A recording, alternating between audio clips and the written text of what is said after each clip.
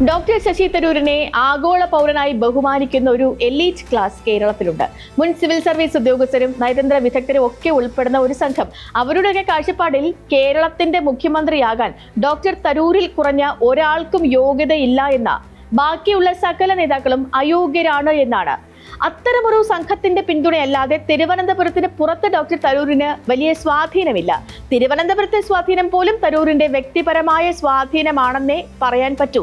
BJP ജയിക്കരുത് എന്നാഗ്രഹിക്കുന്ന തിരുവനന്തപുരത്തെ ന്യൂനപക്ഷ സമുദായ അംഗങ്ങൾ കൂട്ടമായി വോട്ടു ചെയ്താണ് തരൂരിനെ ജയിപ്പിച്ചിരുന്നത്.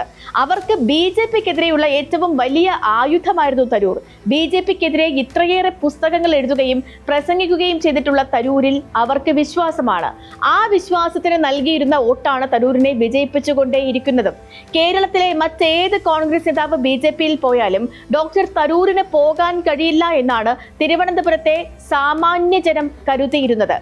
ഇനി തരൂർ BJPയിലേക്ക് ഔദ്യോഗികമായി പോയില്ലെങ്കിലും കോൺഗ്രസിനെ തള്ളുന്നത് പോലും അവർക്ക് ഉൾക്കൊള്ളാൻ കഴിയുന്നൊരു കാര്യമല്ല.